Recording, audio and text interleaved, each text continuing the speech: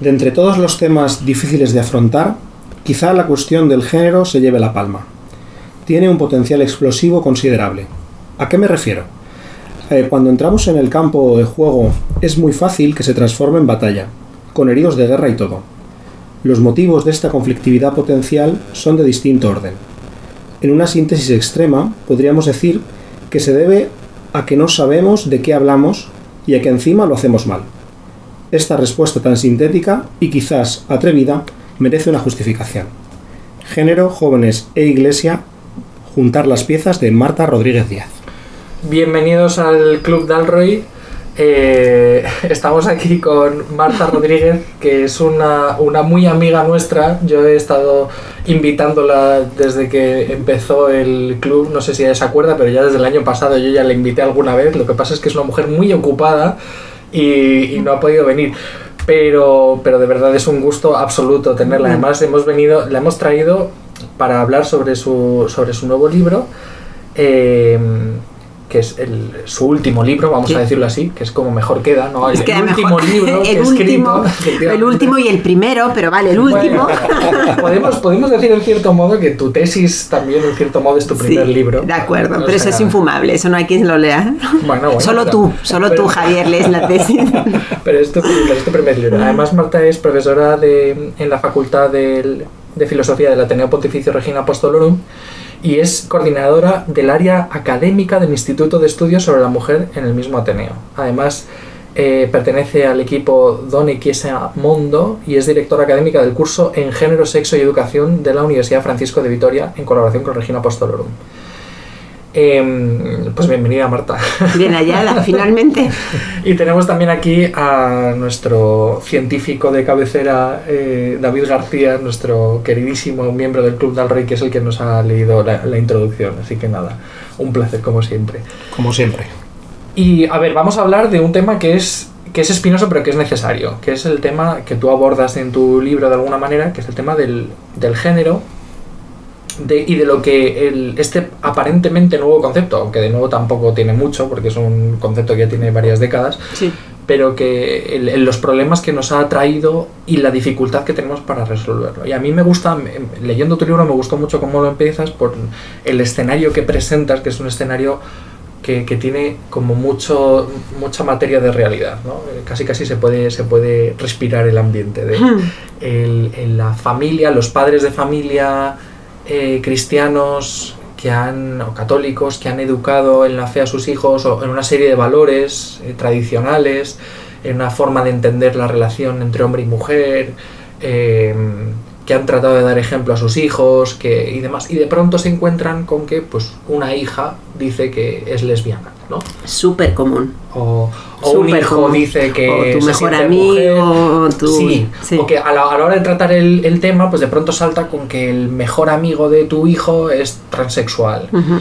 Entonces, claro, y ahí inmediatamente parece que se produce una brecha insalvable entre dos mundos, ¿no? El mundo de ayer y el mundo de hoy, que podríamos decir. Para el que no estamos preparados muchas veces. Exacto. Y surgen pues esos remordimientos de conciencia. ¿Qué he hecho mal yo en la educación de mis hijos? Incluso en los hijos que se sienten rechazados porque los padres no les entienden, no les comprenden, no se sienten comprendidos. Además me gusta mucho porque tú dices que has hecho un experimento en México en un curso, ¿no? De que se daba esta situación. Les preguntabas a los padres y a los hijos o a los alumnos y a los profesores cómo entendían la cuestión y el resultado era un abismo y una desconfianza recíproca brutal. O sea, los jóvenes no confían en los adultos y los adultos no confiamos en los jóvenes en estos temas, y eso provoca dolor y frustración por los dos lados. Ese es el escenario. Uh-huh. Y una de las cosas que tú dices inmediatamente, de hecho lo hemos leído, nos lo ha leído David, es el concepto de género, que parece que es un carajal, ¿no? Porque no tenemos del todo claro qué es el género, lo utilizamos de una manera a veces ideológica, política, estamos metidos en un lío del cual no podemos salir, ¿no? Entonces, no sé si nos podrías tú ayudar un poquito a esclarecer la cuestión. Cuando vamos a intentarlo, cuando hablamos de género, creo que el primer cortocircuito que se produce es porque nos estamos moviendo en registros diferentes, ¿no?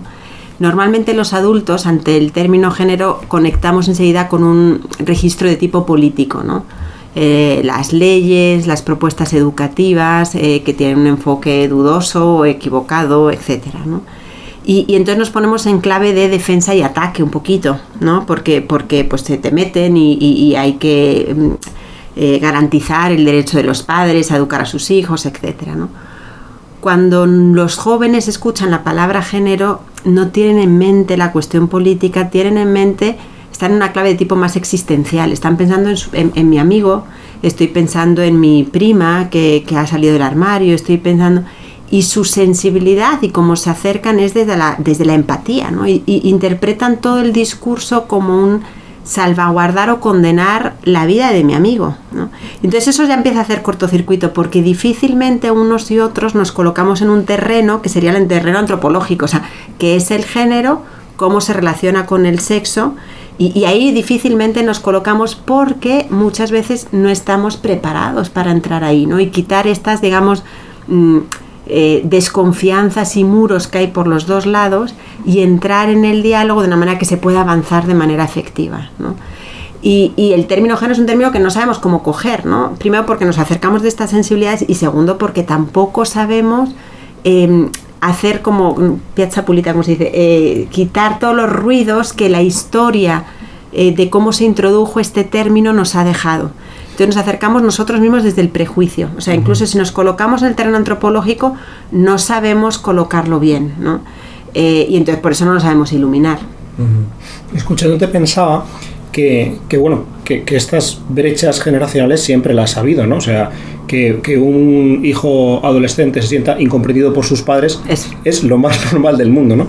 Pero ¿qué tiene de particular esta brecha, ¿no? Porque yo pensaba, pues yo qué sé, en mi generación o en las generaciones que fueron jóvenes en los 80, ¿no? Que había otros temas, había otras cosas que distanciaban, que también rompían familias, que también alejaban, ¿no? Y impedían el diálogo. ¿Tiene algo de particular este fenómeno con respecto a los anteriores? Yo diría que sí. O sea, el Papa Francisco habla mucho de que no estamos ante una época de cambio, sino un tan cambio de época, ¿no?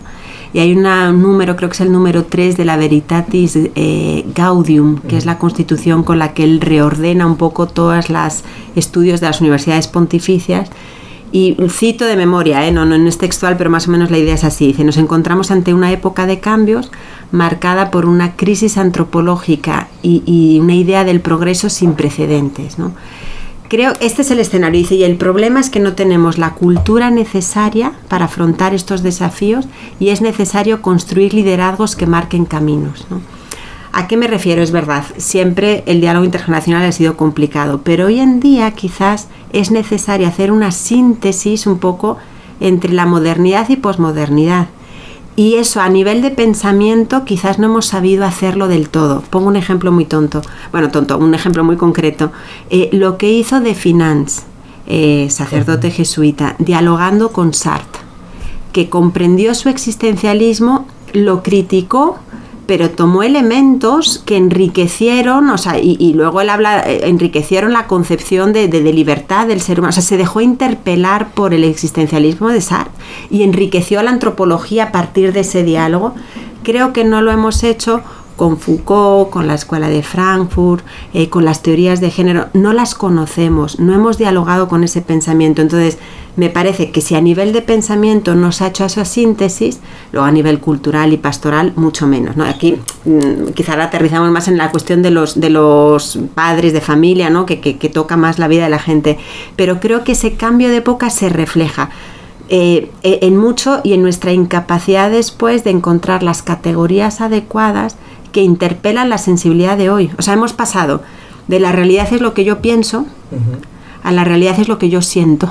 Sí. Y es igual de insuficiente. Ni la realidad es lo que yo pienso, ¿no? Y lo que eso implica, ¿no? Como paradigma, ¿no? De la prioridad de la ley, y la verdad es esto así, esto te lo comes y porque te lo digo yo, que así es como nos han educado nuestros padres en buen plan y estaba bien, pero hoy en día, o sea, estaba bien pero no era suficiente y hoy en día la realidad es lo que yo siento y no está bien, pero tiene sus partes de verdad. Entonces, esa síntesis creo que falta y entonces eso nos hace particularmente inadecuados para tocar la sensibilidad de hoy. Entonces me parece que aunque siempre haya sido difícil, y luego el tema del género no lo hemos sabido agarrar, porque quizás un tema, digamos, que desde hace siglos es difícil dialogar con los jóvenes, es pues el tema de la disciplina y de la... ¿no?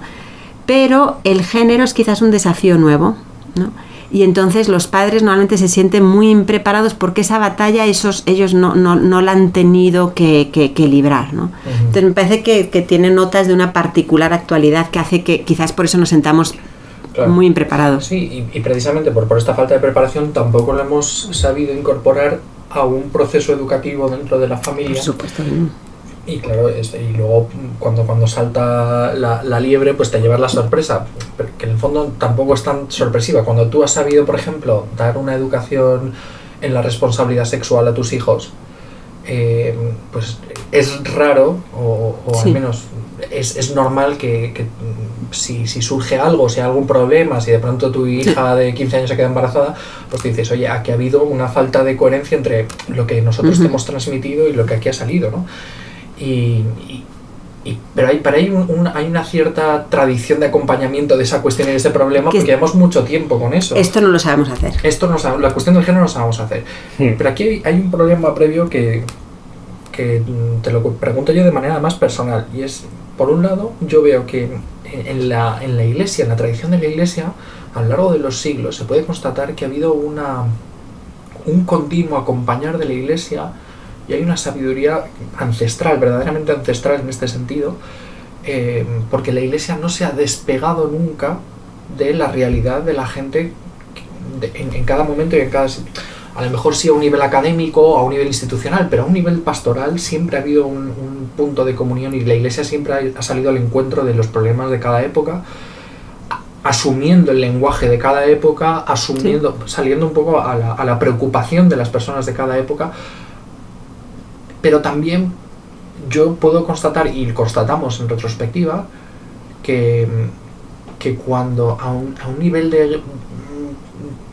de desafío cultural hemos asumido un lenguaje o hemos cedido en el uso de un lenguaje que era aparentemente contrario a la enseñanza tradicional de la Iglesia, pues se ha perdido mucho. Y además ha sido muchas veces la semilla de muchos problemas siglos posteriores, de falta de confusión, de falta de comprensión y demás, ¿no? Porque aquí se cedió en el uso o no uso de esta palabra. A mí con el género me pasa algo similar. Tengo un poco esta inquietud. Por un lado, que está la realidad, que es una realidad que no se puede negar, ¿no? Y que es algo que a lo mejor hace 20 años en ciertas familias católicas protegidas y demás no se vivía, y por lo tanto es algo que yo pues no he vivido de pequeño. Que yo sepa, mis amigos del cole, por ejemplo, que yo sepa, porque esto también es otro tema, no hay ningún caso de estos y demás, que yo sepa, que no significa que no lo hubiera, ¿no? Pero entonces, claro, cuando a mí me dice, no, género, hay que empezar a adoptar esta palabra y hay que saber cómo emplearla y hay que saber cómo articularla, por un lado digo, bueno, pues esto es una situación real y hay que salir al encuentro de esto, pero por otro lado digo, a lo mejor estamos cediendo y no hay que ceder. Pues te respondo con Fides et Ratio 43, que me estaba girando para coger mi teléfono, donde el Papa Juan Pablo II cita a Pablo VI hablando de Santo Tomás de Aquino. Dice, hoy se necesita el tipo de audacia propia de Santo Tomás, que supo no rechazar a priori la filosofía pagana, pero no ceder, digamos, en nada de la verdad, ¿no? Es un número largo, en la parte central está esta cita de Pablo VI, porque creo que ese es el tipo de audacia que hoy se necesita. Dice, no tuvo complejos acercarse a la filosofía pagana, que eso es muy fuerte. O sea, vosotros que sois tomistas y profesores, o sea, pensemos lo que supuso en su contexto histórico, pues leer a Avicena, Berroes, o sea, que eran herejes, o sea, era el contexto de las cruzadas, es el contexto de Matamoros, ¿no? Que España está lleno de pueblos que se llaman Matamoros, y no es el contexto de hoy de la frateritud y de la sensibilidad y tal. Y este hombre no tuvo ningún reparo, fue muy audaz para dejarse interpelar por la filosofía no solo pagana, sino herética, digamos, en ese contexto, e incorporar algunos elementos. y Santo Tomás. Sí, ¿vale? sí, eso es claro. Las he encontrado. Entonces, creo que ese es el tipo de audacia, o citamos antes a de Finat, ¿no? Es el tipo de audacia que se necesita, que no cede en absoluto, pero que es capaz de incorporar elementos, porque, como dice Benedicto XVI, en todo error hay un núcleo de verdad. Entonces, hay que dejar... El término género en sí no es el problema. El término género es el desarrollo cultural del sexo, la interpretación cultural del sexo. Eso no es ningún problema. El problema es cómo se relaciona con el sexo. Y ahí empieza el lío, ¿no? Pero entender que no es lo mismo el sexo que su interpretación cultural es algo que hoy en día, y lo dice el padre Ramón Lucas en Horizonte Vertical, es insostenible afirmar que el sexo y género son la misma cosa. Hoy ya es insostenible, ¿no? Yo a esto me abrí en un momento muy concreto donde yo estaba hablando de los peligros de la ideología de género. Estaba en una conferencia con el Consejo Pontificio de Justicia y Paz y de repente se levanta una monja de color en primera fila y me dice: ¿no has entendido nada? Porque para nosotros el término género es un término heurístico que nos ayuda a distinguir lo que somos como mujeres de las interpretaciones culturales que han hecho de nuestro ser mujer. Porque a mí mi obispo me ha dicho que ¿por qué quiero estudiar teología si las mujeres están hechas para estar en la sacristía o en la cocina? Y para mí decir, a ver, que no todo lo que han interpretado y asociado a mi ser mujer corresponde a mi ser mujer, hay un elemento cultural. Para mí el término género es lo que me viene a llenar esa laguna. Entonces yo ahí me quedé y dije, a ver, ¿no? Entonces el problema no es el término género, el problema es desde qué antropología lo afrontas y desde qué presupuestos lo afrontas, ¿no? Algo que trato de ilustrar en el libro es que no se puede hablar de la teoría de género ni de la ideología de género, sino de las teorías y las ideologías, ¿no? Porque hay muchas y todas tienen elementos reductivos e insuficientes y todas tienen elementos válidos, o sea, todas tienen... Entonces, la capacidad un poco de entrar en ese laberinto y reconocer, como hizo Santo Tomás en su tiempo, cuáles son los aspectos que sí pueden ser incorporables y los aspectos con los que no se puede transigir, ¿no? Sí, sí. Y que vemos dos puntos, o sea, que yo escuchando te pienso, vemos dos puntos de conflicto que dificultan mucho el diálogo, ¿no? O sea, por un lado, la cuestión del género, que bueno, pues que venimos de unas estructuras, ¿no?, en las que el hombre se entiende de una determinada forma y la mujer se entiende de una determinada forma, y todo lo que se salga de ahí, ¿no?, es visto con sospecha, o es visto como algo inadecuado, o es visto como algo improcedente, o lo que sea, ¿no?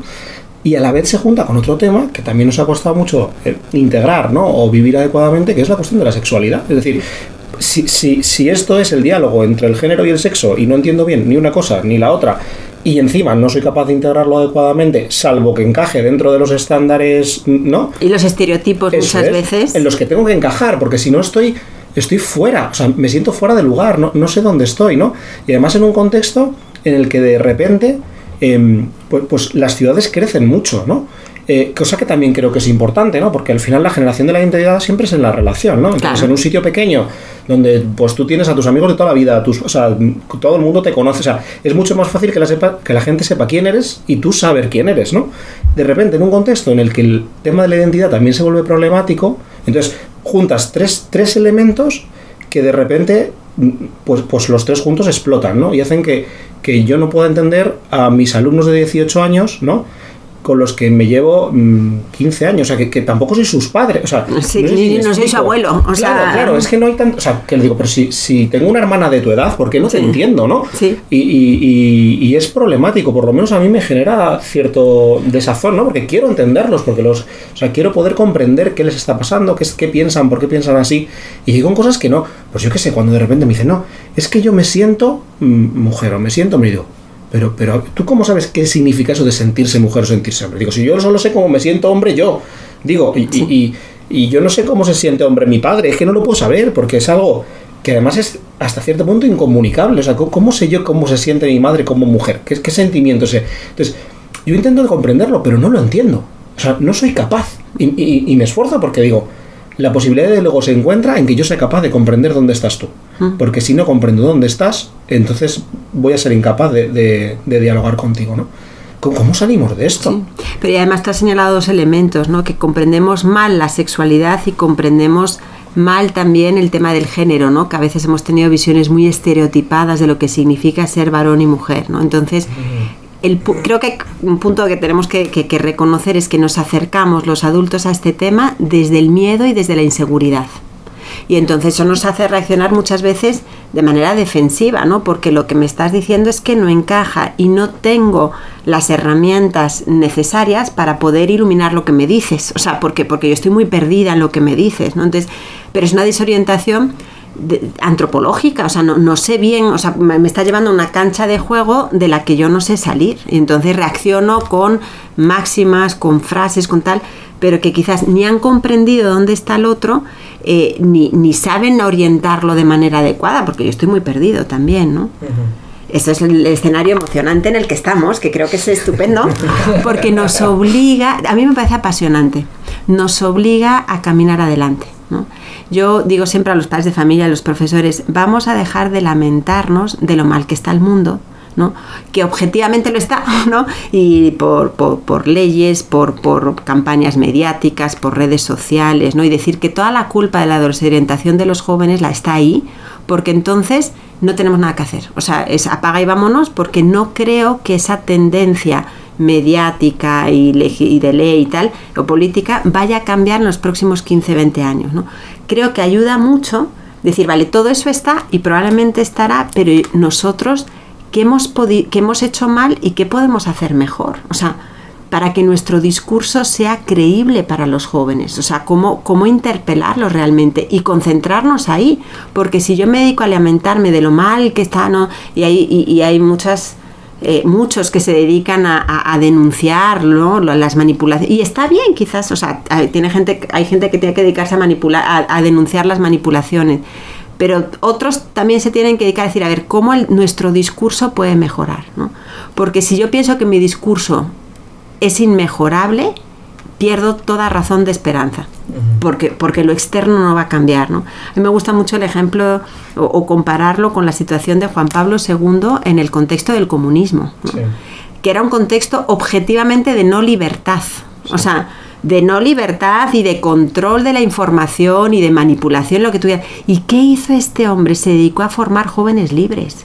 Entonces, hoy en día yo pregunto, ¿dónde están los educadores, los padres de familia que son capaces de formar jóvenes libres? Concentrémonos ahí, veamos por qué no logramos formar esas generaciones de jóvenes libres, que en medio del contexto de confusión en el que vivimos y que, repito, no va a cambiar, son capaces de crecer en su masculinidad, en su feminidad, de acoger, pero de afrontar las dificultades, o sea, y ahí concentraría más, ¿no? Sí. Y para eso tenemos que formarnos, porque no tenemos las herramientas y reaccionamos desde el miedo y desde el susto y por tanto desde la condena y desde la defensa, y eso los jóvenes no lo soportan y es lo que les hace saltar en las conversaciones, decir, mamá, estás hablando desde el prejuicio, y tiene razón tu hija, sí. Un poquito, que estás hablando desde el prejuicio.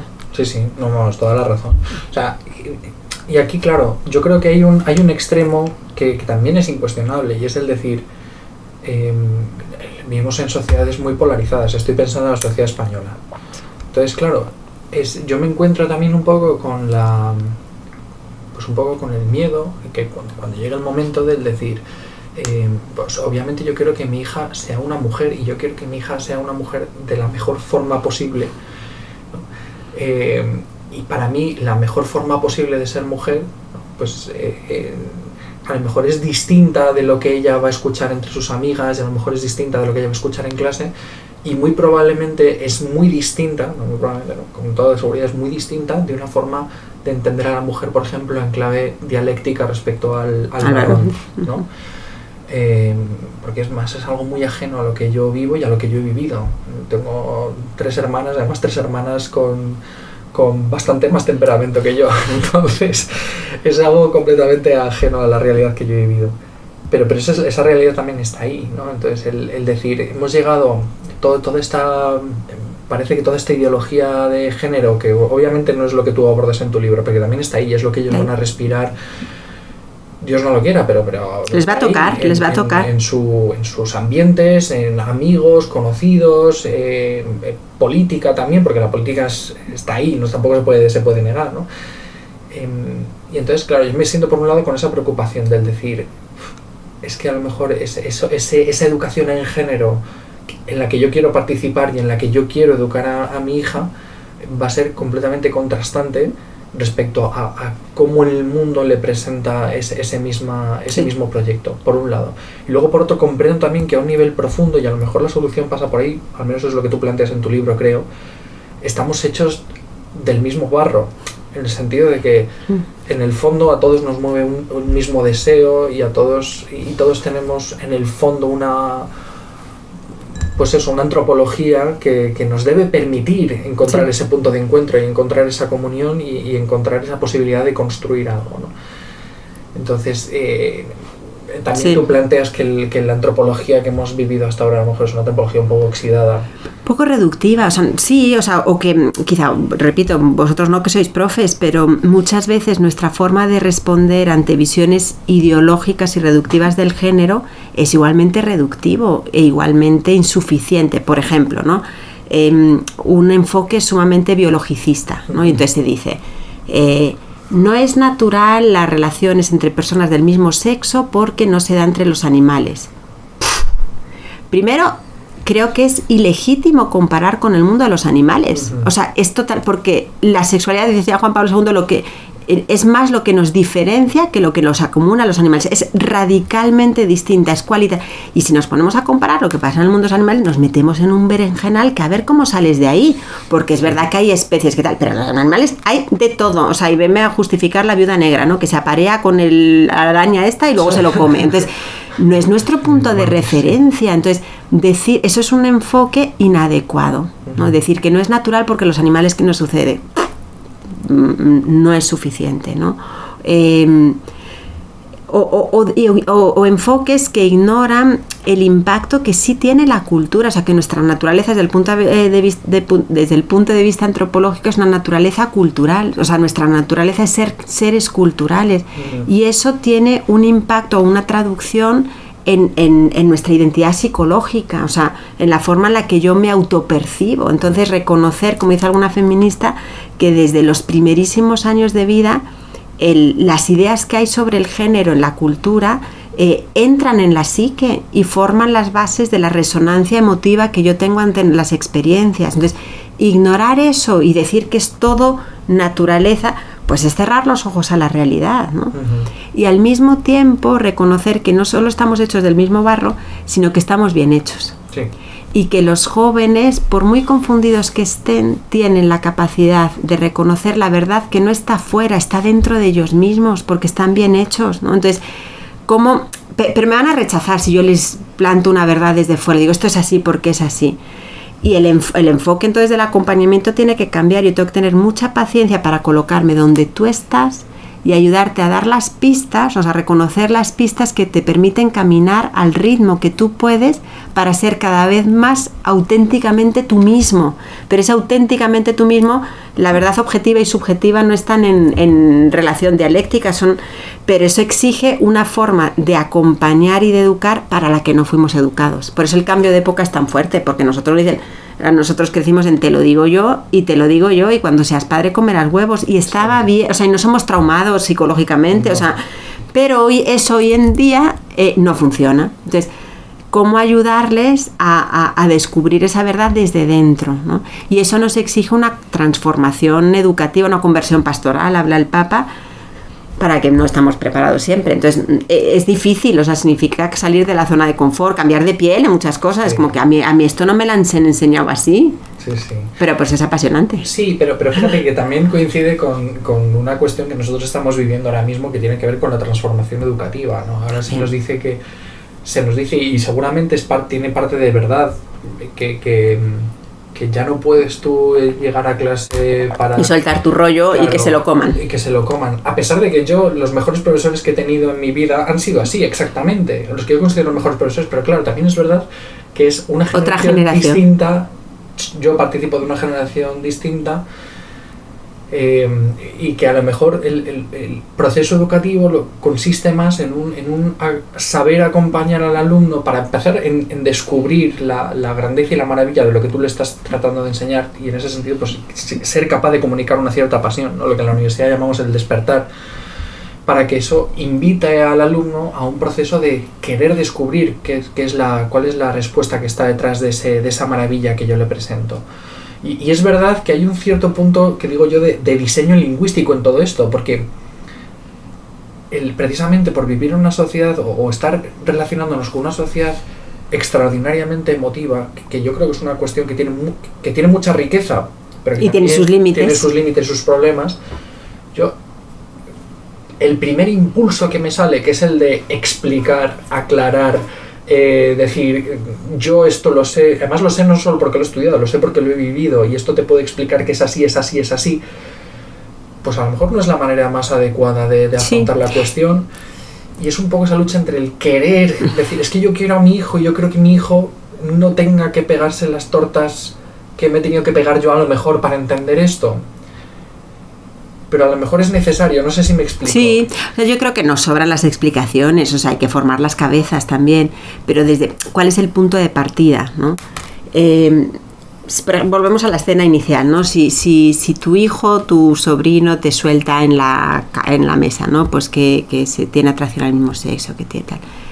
¿Qué es lo más importante que este chico tiene que entender? ¿Cuál es la verdad prioritaria que tiene que entender en ese momento? Porque él ha entendido los últimos 16, 18 años que papá y mamá se han intentado querer, que son varón y mujer, o sea, eso se lo has transmitido con la vida, ¿no? Y él, por la situación que sea, ha vivido una realidad distinta y de repente no se identifica con su cuerpo, lo que sea. ¿Cuál es la verdad prioritaria que tiene que entender ahí el chaval en ese momento?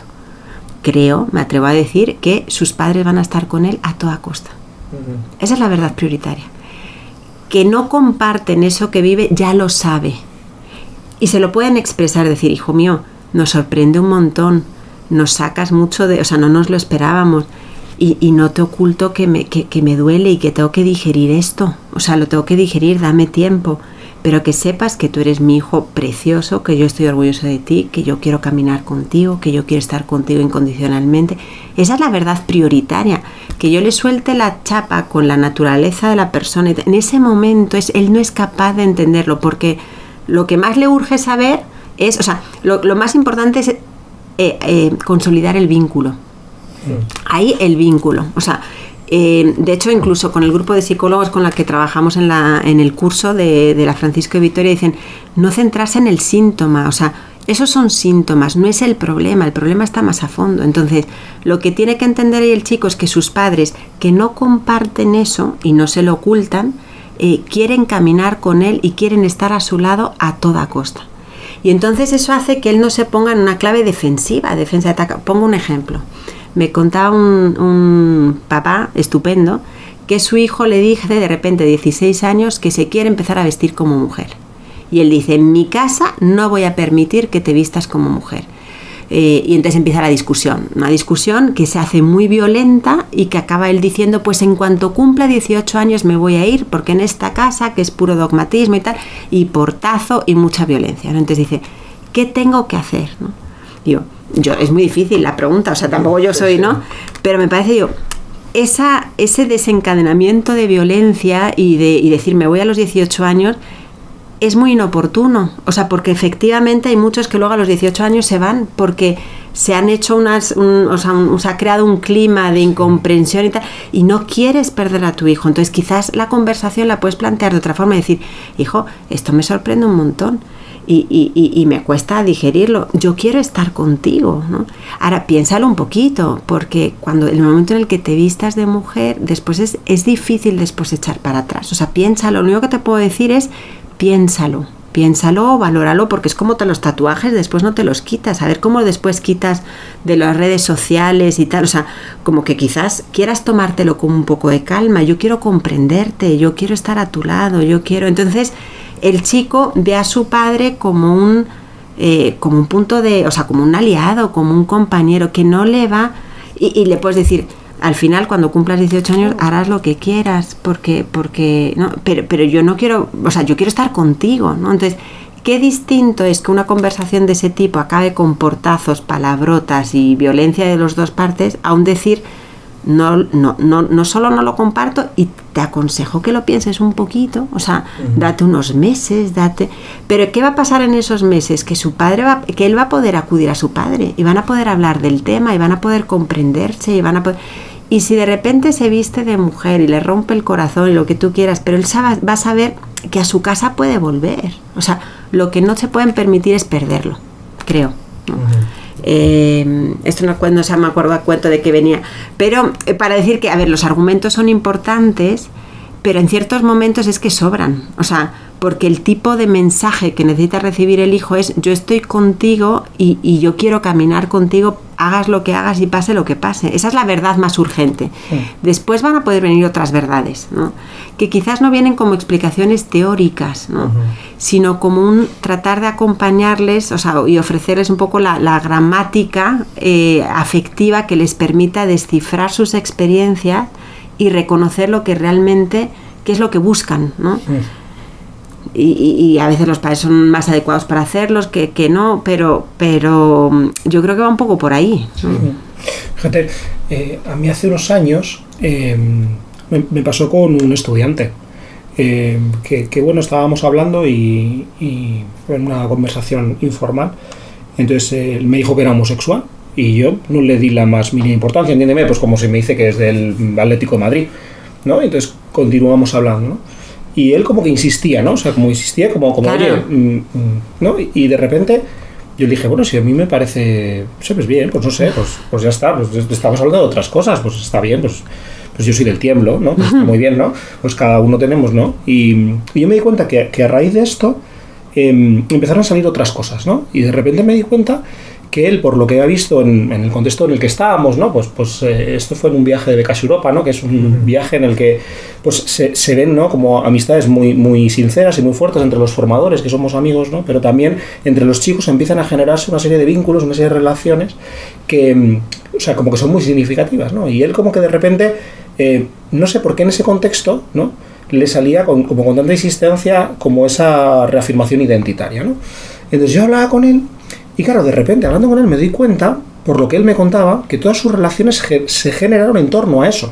Es decir, sus amigos eran sus amigos porque eran homosexuales. Y yo le decía, ¿pero qué más compartís? ¿Os gustan las mismas cosas? No. ¿Pero y qué hacéis juntos? Pues nada, pues salimos, vamos a bares de ambiente y no sé qué, a locales de ambiente, no sé qué. Y yo decía, pero ¿tú te das cuenta de lo que te está pasando? Digo, tú lo que quieres es tener amigos en torno a otras cosas que no sea esto. Digo, ¿a ti qué te gusta? Y me decía, a mí me encanta leer. Digo, ¿por qué no te apuntas a un club de lectura? Aunque no sean homosexuales con los que no pasa nada. Digo, ¿por qué te apuntas a un club de lectura? Y él me decía, pues a lo mejor, no sé, como que él tenía un deseo muy grande de entenderse a sí mismo. Claro, y una hipersensibilidad, exacto, una hipersensibilidad al rechazo. Sí. O sea, ellos, que hay, por eso decíamos, todas estas cuestiones de género son el síntoma, no son el problema. El síntoma de que hay una necesidad de afirmación que se está moviendo. Entonces, como yo necesito ser afirmado, soy hipersensible al rechazo y entonces busco todo aquello que confirme mi identidad. Por eso hay que dejarlo un poco de lado, ¿eh? O sea, no darle particular importancia y decir, bueno, que vale, pues muy bien, y cuando son adolescentes, son jóvenes, decir, a ver, no le des un valor definitivo a estas cuestiones. Eso es como relativizarlo. Hay que relativizarlo, ir a fondo, ir a la raíz, ir a afirmar a la persona. Sí, definitivamente. Y a mí una de las cosas que me resultan muy atractivas, o sea, yo estoy de acuerdo contigo en que la respuesta teórica con la que se ha abordado esta cuestión tiene que ver con una antropología que yo llamo de escuela, que es una antropología, pues eso, que se ha manejado muy fácilmente y con mucha comodidad en un plano teórico. Pero que luego no interpela la existencia. Efectivamente, o que se ha perdido esa capacidad de interpelación, que a lo mejor la tuvo algún día cuando esta antropología empezó a surgir, ¿no? Pero que yo creo que tenemos que comprender, y esto es una cosa que a mí me llena de verdad el corazón, que en el fondo lo que hace que nosotros podamos vivir y que podamos realmente crecer como personas tiene que ver con un vínculo, tiene que ver con un saberse amado. Sí. Y con la comprensión, y a esto te conduce, yo creo, un poco esta experiencia tan fuerte, la comprensión de que fundamentalmente somos hechos, más que hacernos. Que esto es un descubrimiento que yo creo que se hace de adulto, no es un descubrimiento natural de adolescente. El adolescente piensa que se hace, y el adolescente está en esa tarea de hacerse de alguna manera, ¿no? Y de descubrirse, de vivir la vida en clave de proyecto y de plantearse un futuro y de... Y claro, para los que ya hemos recorrido una etapa del camino y nos damos cuenta de que todo lo que somos y todo lo que hemos hecho realmente es don. Don y tarea. Don y tarea. Sí. Las dos cosas. Sí, sí, pero que la tarea ha sido respuesta al don. Exacto. No al revés. Sí, y que si quiero responder al margen del don, no me realizo. Efectivamente, sí. ¿No? Pero que en el fondo hasta nuestro nombre nos ha sido dado, ¿no? Sí. Que es con lo que nos identificamos, al menos en un primer momento, ¿no? Porque ahora ya también hay toda una moda de cambiarse el nombre, de cambiarse los apellidos, de alterar los apellidos, en esta un poco búsqueda de... Pero cuando tú comprendes que en el fondo lo más fundamental y lo que más te hace feliz tiene que ver con este vínculo y con el descubrir lo que hay detrás de este vínculo, que no es un amor más grande, ¿no? Yo creo que eso en la experiencia del catolicismo, en la experiencia religiosa a la que estamos llamados a vivir profundamente, está ahí presente y lo permea todo. Me parece que en torno a este concepto se puede construir una antropología mucho más interpeladora, mucho más vivencial, mucho con... Y a lo mejor nos está faltando un poco esa traducción, ¿no? Sí, y que no se contradicen verdad y amor. O sea, van nada, juntos, ¿no? Pero solo... El tomismo funciona. Exacto, funciona. El buen tomismo, no el que se ha hecho rígido, estático, pero por eso tenemos que recuperar la audacia de Tomás, ¿no? El amor y la verdad van de la mano. Van de la mano, pero entonces el punto son los tiempos, ¿no? Ahora que decías de la experiencia del ser hijos, del que soy un don, etcétera, me acordaba de una frase, la cito también textualmente, que no me acuerdo mucho, o sea, más o menos la idea, de Benedicto XVI, que dice: solo la experiencia del amor originario es lo que ayuda a la persona a hacer las paces con su historia y con su existencia, ¿no? Y entonces, por eso cuando decimos que lo que estas personas que pueden sufrir cualquier tipo de confusión necesitan es ser amados, no es un bonismo, decir, no, es saber que si no reciben la experiencia de que son valiosos, de que son acogidos, de que son amados, no pueden dar ni un paso en abrazar plenamente la verdad de lo que son. Es que no tienen el... Entonces, a veces oponemos, ¿no? Verdad o pastoral. Es que la pastoral sin verdad es falsa, ¿no? Y la verdad sin pastoral es absurda, porque no te lleva a ninguna parte. Y estamos en el esfuerzo de tratar de reconciliar las dos cosas, ¿no? Pero antes del esfuerzo pastoral creo que hay una iluminación antropológica que hasta ahora no hemos logrado hacer de todo, en concreto en la cuestión del género, ¿no? Lo hemos dejado un poquito ahí en el tintero, pero así como para síntesis. Capitular. Según la Moris Letizia, número 56, sexo y género se pueden distinguir, no se pueden separar. Entonces ahí estamos, ¿no? Es justo distinguir entre sexo y género, el género entendido como la traducción cultural del sexo, o sea, que cambia con el tiempo, eso lo dice, que cambia con el tiempo y con los contextos. Vosotros sois padres y habéis cambiado pañales desde el minuto cero de la vida de vuestros hijos. Sí. Mi padre creo que no cambió un pañal en su vida y fue un grandísimo padre. Que sois menos hombres, más hombres, no, o sea, hay roles, hay funciones que cambian con el tiempo y no es mejor ni peor padre ni, ¿no? En el 95, cuando se introdujo el término género en las Naciones Unidas, que se introdujo de una manera bastante manipulada, la cuarta conferencia de las Naciones Unidas sobre la mujer, muy ambigua, y eso fue el origen también histórico de una reacción defensiva de parte del ámbito un poco de la Iglesia con relación con el género.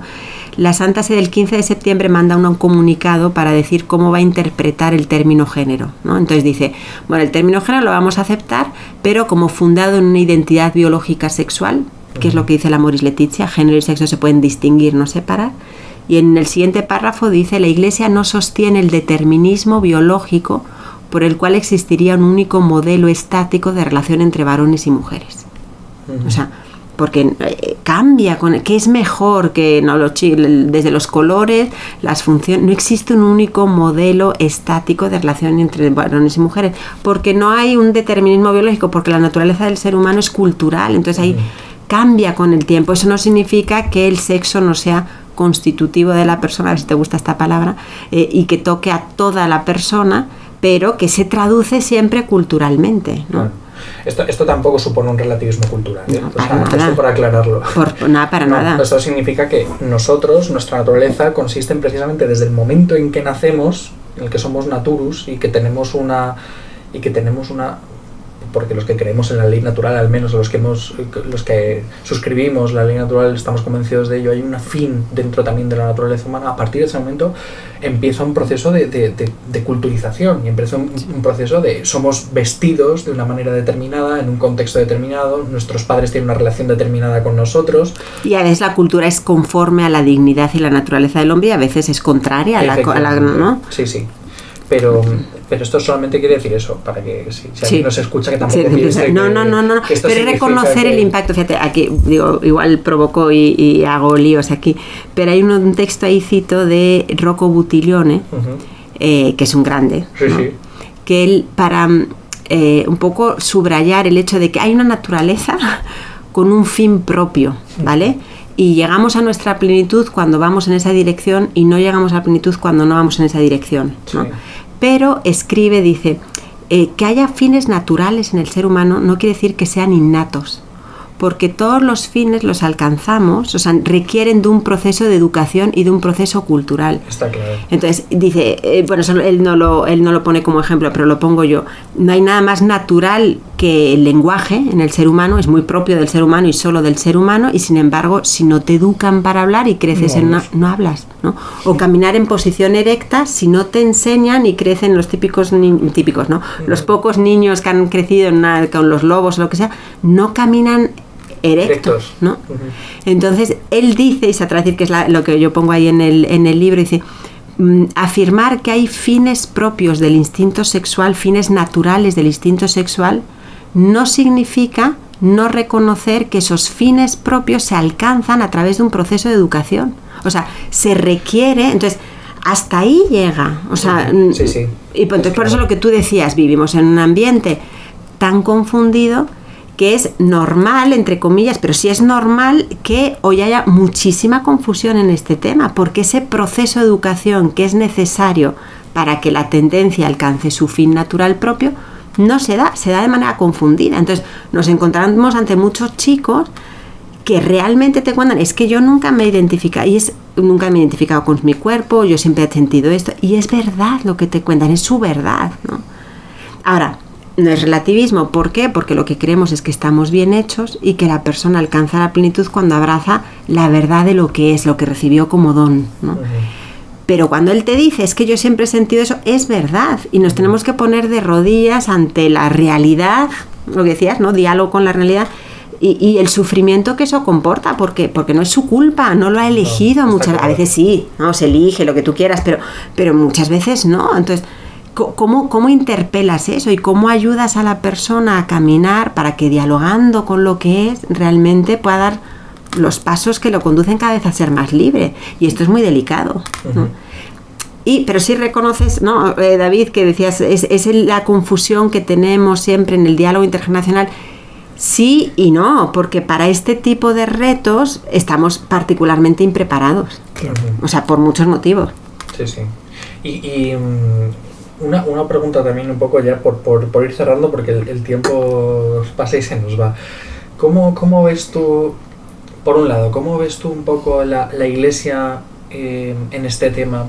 ¿Cómo está respondiendo la Iglesia a estas cuestiones? ¿Hasta qué punto estamos haciendo un esfuerzo de ayornamiento y hasta qué punto estamos todavía un poco descolgados? Y si nos puedes ofrecer también algunas pistas pastorales o alguna clave para poder... Porque a mí esto siempre me ha parecido un tema que, dentro de que obviamente se estudia, tú lo has estudiado muchísimo, y que hay un aspecto prudencial innegable. O sea, hay una necesidad de encontrarme con alguien que me ayude y que me acompañe y que me diga y que me dé pistas, y luego la relación con mi hijo, pues obviamente tú me puedes decir, oye, pues mira, si tu hijo te plantea esta cuestión, pues ¿por qué no lo abordas desde este punto de vista y demás? Pero a la hora de la hora, el que voy a tener que tener esa relación soy yo. Entonces hay una aplicabilidad de caso por caso en esta cuestión que también es compleja, sí, que tiene sus aristas.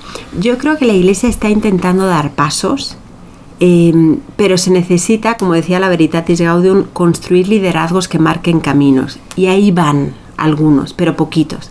A mí me llamó mucho la atención, tuve la gracia de participar en la reunión presinodal del Sínodo de los Jóvenes, donde había 400 jóvenes que un poco, en el 2018, marzo, traían la voz de todos los jóvenes del mundo, porque además estuvieron participando también, trámites es italiano, a través de redes sociales, y así es que de repente se me cuelan palabras, redes sociales y así. Y decían, los jóvenes piden una palabra clara y empática a la Iglesia sobre el género y la homosexualidad. Y lo repetían, y quedó recogido en el documento final y también en la Christus Vivit, ¿no? Quieren una palabra clara y empática, pero como estamos, es un poco el cierto temor de parte de la Iglesia de entrar, ¿no? De coger el toro por los cuernos, ¿no?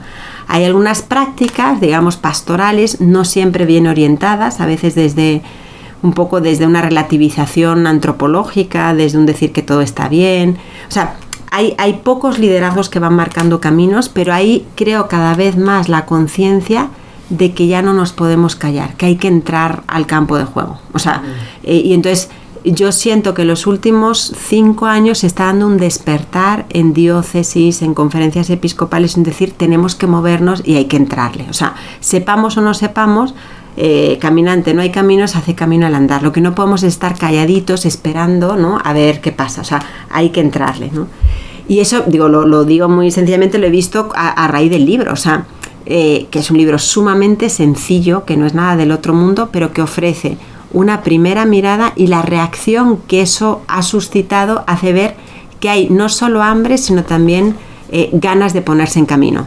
Había una reacción de parte de aquí en España, de la conferencia episcopal, en Costa Rica, en Monterrey, en Miami. O sea, es como que veo que cuando uno da una pista, porque el libro es solo una pista, hay muchos que están dispuestos a ponerse a caminar. Entonces, me parece que estamos en el momento, yo preveo, me parece que en los próximos 5 años vamos a ver un desplegarse de iniciativas, de laboratorios, algunas más acertadas, otros menos, y creo que esto en los próximos 5 o 8 años le vamos a dar la vuelta, o sea, vamos a estar mucho más preparados que hoy, ¿no? Porque yo lo que espero es que surjan muchas otras iniciativas a partir de eso, ¿no? O sea, que haya más personas que se atrevan a ponerse en camino. No sé si... El famoso casi aforisma, no sé si llamarlo así, casi como instrucción, dogma, no sé cómo llamarlo, pero que siempre ha sido como muy cómodo y muy funcional dentro de la pastoral, el de se ama al pecador, se odia al pecado.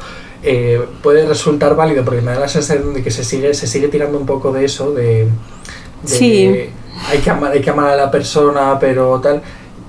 Lo que pasa es que a veces me parece que puede resultar insuficiente si tú quieres realmente amar a la persona, ¿no? Y obviamente el pecado se odia sistemáticamente, pero hay que entender que cuando tu amigo o el feligrés o la persona que sea, o tu hijo o quien sea, te dice, oye, es que soy homosexual o me siento de esta manera, no todo lo que tiene que ver con eso es pecado. Definitivamente no, y ahí invito a que retomemos los números del catecismo, que ahora mismo ahí sí no tengo los números en la cabeza, donde hablan de la responsabilidad, ¿no? Donde dice, hay condiciones muy precisas para que la persona viva en pecado, que sea consciente, que sea deliberado, que tenga la libertad, ¿no? Y hay muchas condiciones que ahí mismo se especifican que hacen que la persona, sus comportamientos no siempre sean imputables. Y esto de nuevo no es un buenismo, es el catecismo de la Iglesia Católica, ¿no? Punto. Entonces me atrevo a decir, por ahí va, y dice el catecismo, hay veces que la inmadurez, los hábitos contraídos, etcétera, hace que la persona no se le puedan imputar sus comportamientos. Entonces el Papa Francisco lo ha dicho y a la gente le cayó muy mal, pero me atrevo a repetirlo, ¿quién soy yo para juzgar, ¿no? O sea, el comportamiento sí, o sea, ¿quién soy yo para decirte que, o sea, y el punto es, hay un número de la Christus Vivit muy bonito, el 234, que dice, se necesitan crear espacios, la iglesia tiene que ser un lugar de puertas abiertas, ¿no?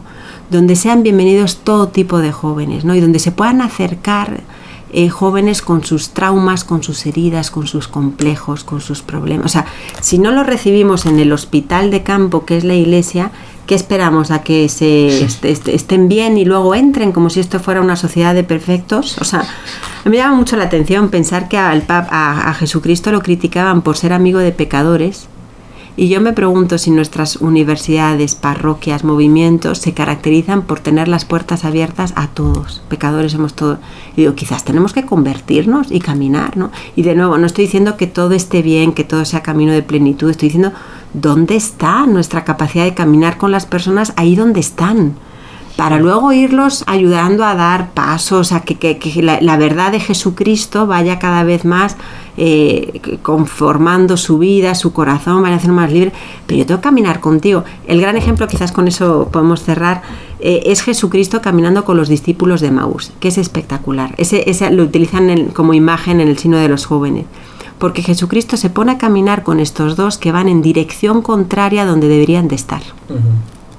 Y eso, o sea, se están alejando del lugar donde deberían de estar. ¿Y qué hace Jesús? Camina con ellos mientras se alejan. Y caminando con ellos lo que les hace es primero hacer que se narren a sí mismos. ¿De qué estáis hablando? Y ellos se van narrando a sí mismos. Las personas necesitan contarte su historia y contarte dónde están. Y después Él les va ofreciendo claves que les ayuda a reinterpretar su historia. Y ellos deciden regresar. Eso que Jesucristo hace en 3-4 horas, de repente dura 3 años, 10 años, 20 años o 6 meses, dependiendo. Pero el punto es, somos capaces de acompañar a las personas, no diciéndoles que están bien, no, yo le hice tardos y necios de corazón, era Jesús, ¿verdad? Que tardos sois, o sea, sí, y mi experiencia es que los jóvenes aceptan tan bien que les digas la verdad cuando hay un vínculo.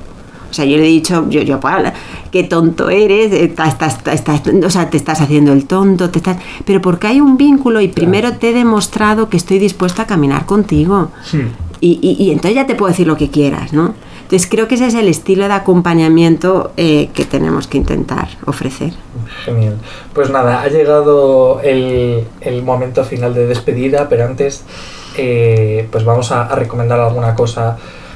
Que puede ser libro, puede ser película, puede ser canciones incluso, que puedan ayudar a profundizar más en las cuestiones que hemos tratado, que puedan ayudar a iluminar un poco algo de lo que hemos hablado. Por supuesto, nuestra recomendación es clarísima, el libro de Marta Género, Jóvenes e Iglesia, Juntar las piezas, que debo decir que no solamente el tema es oportuno y que lo tratas además con una simpatía genial, sino que además está muy bien escrito, se lee muy fácilmente. Yo pensé que dije, personalmente, yo siempre, todos mis amigos lo saben, a mí las cuestiones de filosofía aplicada y tal me cuestan. Todo lo que no sea metafísica lo lleva regular. Claro. Sí, todo lo que no sea metafísica. Si no tiene 30 notas a pie, pues no tiene sustancia.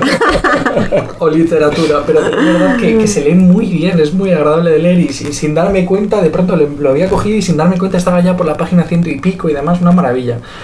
Y luego además, por supuesto, el curso del que hemos hablado antes, de Género, Sexo y Educación, de la Universidad Francisco de Vitoria. Sí. Y luego personalmente también voy a recomendar que nos asomemos a YouTube, porque en YouTube también hay toda una serie de conferencias y de charlas de Marta sobre esta cuestión muy aprovechables y que seguramente abordamos estas cuestiones que hemos abierto aquí de una manera mucho más clara y mucho más sistemática. Yo lo decía antes, Marta, antes de empezar a grabar, el curso de Género, Sexo y Educación se profundiza de una manera mucho más, porque el libro es una primera mirada. Y creo que es muy bueno, como, o sea, es lo que tengo. Ojalá más personas escriban sobre el tema y haya muchos libros que recomendar, pero es una primera mirada que ofrece una buena introducción al tema. La diferencia con el curso de la Francisco de Vitoria es que es un recorrido que te va a ofrecer, son 6 meses, empieza en enero empezamos la tercera edición, que la verdad las 2 anteriores me han gustado mucho, sobre todo la segunda, vamos mejorando, y la tercera me va a gustar más todavía, estoy convencida. Pero ofrece un fundamento científico, ¿no? Es un equipo interdisciplinar de profesores, es el mismo recorrido del libro, o sea, en comprender la realidad del género, iluminarla antropológicamente y dar pistas pastorales, pero el equipo, que es excelente, son no solo filósofos, también teólogos, psicoterapeutas, hay algún médico, pedagogos. Entonces, esa riqueza del equipo docente hace que después la persona salga con más fundamento científico y herramientas prácticas para afrontar el tema, o sea, la verdad. Entonces yo creo que un primer paso puede ser el libro, pero definitivamente quien se quiera formar a fondo en el tema, pues el curso ofrece una formación mucho más sustanciosa. ¿Y el curso en qué formato es? ¿Es presencial? Es online, una vez a la semana, con el formato que tiene el Instituto de Desarrollo de Persona. Cada clase síncrona, siempre son grabadas, entonces las personas lo pueden seguir cuando quieran. Es una vez a la semana de 6 a 8 de la tarde, horario español.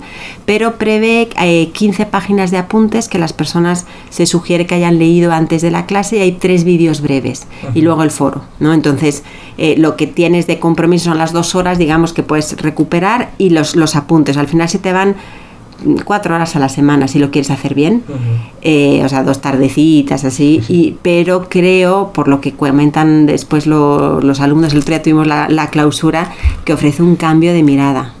Decía, yo venía con miedo ante el término del género, venía frustrado, y ahora salgo con esperanza, con motivación, o sea, que sí se puede. O sea, es gente que ahora quiere coger el toro por los cuernos, ¿no? Porque después de un recorrido ya sí se van a atrever a, ¿no?, empezar. La mayoría son educadores, ámbito universitario, parroquias, colegios, ¿no? Y pues a ver qué sale de ahí. Eso al final está abierto para cualquiera, no tienes que tener ningún requisito previo ni nada por el estilo. Es un experto y un diploma, según si quieres hacer el trabajo final o no. Ahora mismo no me acuerdo de los créditos, porque yo siempre tengo alguien al lado que me sopla las cosas, pero estamos hablando del experto de unos 23 créditos, una cosa así. Algo así es. Una cosa así. Pero bueno, eso lo hemos recomendado nosotros. Así que, ¿qué nos recomiendas tú? Uy, pues que tengáis mucha esperanza.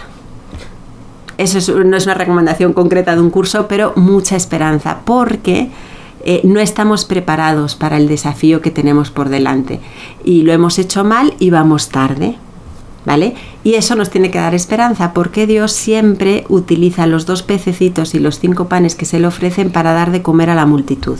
Yo estoy convencida de que Dios no quiere dejar en tinieblas un mundo que tiene hambre. Entonces, si salimos de nuestra zona de confort, nos atrevemos a ponernos en camino, estoy convencido de que Dios nos va a hacer responder a las necesidades de los jóvenes. O sea, entonces yo diría esperanza con esto, que yo estoy, sí, esperanza, esa es mi recomendación. Y ya está. Pues nada, muchísimas gracias, Marta. No, gracias a vosotros. Qué maravilla. Un gusto.